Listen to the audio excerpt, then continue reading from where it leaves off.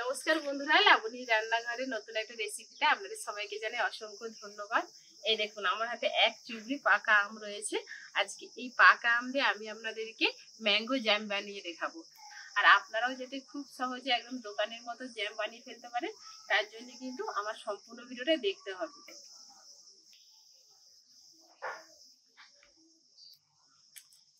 Mango জ্যামের জন্য দেখুন একদম পাকা পাকা দেখে দেখুন একদম হলুদ হলুদ আম নিয়েছি। আর এই আমগুলো কিন্তু আমাদের গাছেরই আম। আর বাজারের আমগুলো যেমন একটু মিষ্টি হয়, আর আমাদের এই গাছের আমটা একটু আনারসি মতো আর কি, টক টক মিষ্টি মিষ্টি। আর দেখবেন বাজারের আমগুলো মিষ্টি হলেও সেরকম যেন স্বাদ পাওয়া যায়নি, কিন্তু এই আমটা না যেমন আনারসি আর তেমনই স্বাদ, খুব ভালো খেতে লাগে। এই দেখুন আমের কালারটা শুধু দেখেছেন, যেমন সুন্দর দেখতে আর তেমন কিন্তু কালার। পাপা আম খাবে তো? আম খেতে চলে এসেছে আমার মেয়ে। এবার আমের খোসাগুলোকে ছাড়িয়ে নেব। এই দেখুন আমের কালারটা শুধু দেখেছেন, আমাদের গাছের আম বলে বলছি না, এই আমটা যেমন সুন্দর দেখতে আর তেমনই খেতে।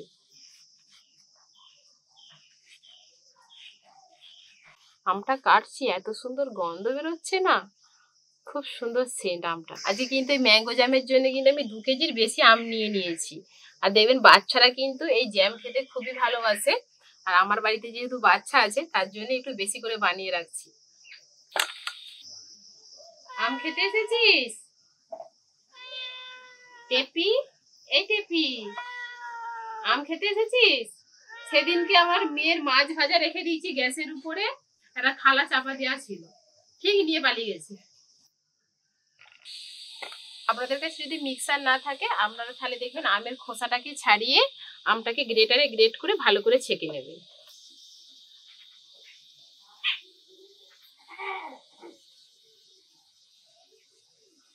আমি একটা স্মুথ পেস্ট করে নিয়েছি। কত সুন্দর একটা স্মুথ পেস্ট হয়েছে শুধু দেখুন। জ্যামের জন্য তো সবকিছু একদম রেডি হয়ে গেল। এবার উনানটাকে ধরিয়ে নেব। এবার আমের পেস্টটা কড়ার মধ্যে ঢেলে দেব।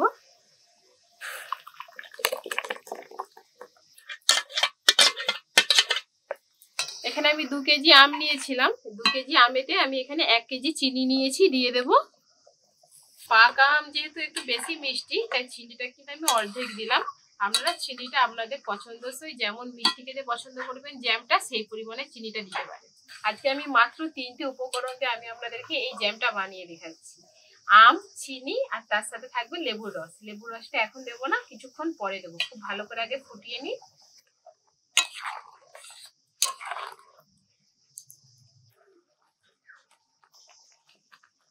বেশিরভাগ সময়ই তো আমরা দোকান থেকে জ্যাম কিনে খাই, কিন্তু এবার থেকে আর জ্যাম দোকান থেকে না কিনে এইভাবে কিন্তু আপনারাও চটজলদি বাড়িতে বানিয়ে ফেলতে পারেন। এখানে আমি 2টো বড় সাইজের পাতি লেবু নিয়েছি। এবার পাতি লেবুর রসটা নিগড়ে দিয়ে দেবো।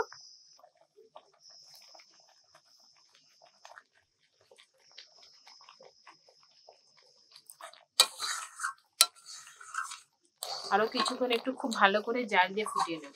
এরকম যত ধীরে ধীরে ফুটছে, জ্যামের কালারটা কত সুন্দর হচ্ছে দেখেছেন। এই জ্যাম বানানোর জন্য কিন্তু আমটা একটু পাকা এবং হলুদ দেখে নেবেন, তবেই কিন্তু এত সুন্দর কালার হবে।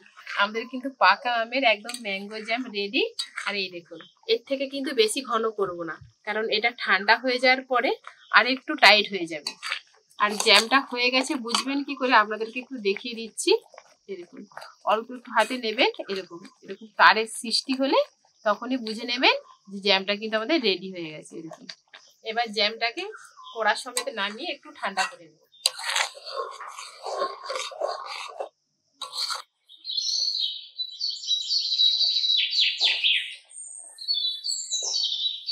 কিছুক্ষণ পরে চলে এসেছি রান্নাঘরে। আর জ্যামটা দেখুন অনেকটাই কিন্তু ঠান্ডা হয়ে গেছে। এই দেখুন ঠান্ডা হয়ে যাওয়ার পরে আরো কতটা টাইট হয়ে গেছে। দারুণ সুন্দর হয়েছে, দেখতেও যেমন হয়েছে আর তেমনই কিন্তু খেতে হবে। একদম কিন্তু দোকানের মতোই জ্যামটা হয়েছে। জ্যাম কিন্তু আমাদের রেডি হয়ে গেছে। আর এখানে দেখুন একটা কাঁচের জার নিয়েছি, এই জারের মধ্যে কিন্তু জ্যামটাকে তুলে নেব। জ্যামটা শুধু কত সুন্দর হয়েছে দেখুন।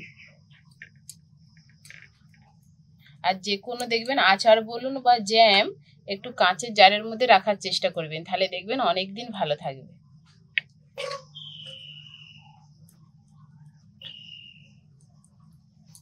এখানে কয়েক পিস আমি পিস কাটা রুটি নিয়েছি, এই রুটির মধ্যে জ্যামটা লাগিয়ে এবার খেয়ে দেখবো যে কতটা সুন্দর খেতে হয়েছে জ্যামটা।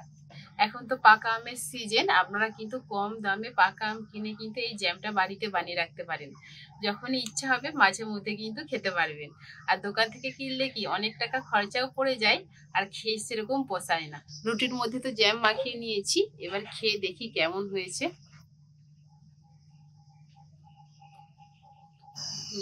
দারুণ লাগছে,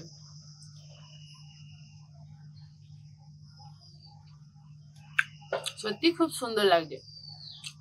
জ্যাম রুটি আমরা এমনিতেই প্রত্যেকেই পছন্দ করি, এরকম যদি বাড়িতে বানানো জ্যাম হয় তাহলে তো কোনো কথাই হবে না। আমার রেসিপিগুলো যদি আপনাদের ভালো লেগে থাকে, আমার চ্যানেলটিকে সাবস্ক্রাইব করে পাশে থাকা বেল আইকনটি ক্লিক করে দেবেন। সবাই আপনারা ভালো থাকবেন, সাবধান থাকবেন। আজকের মতো ভিডিওটা এখানেই শেষ করছি।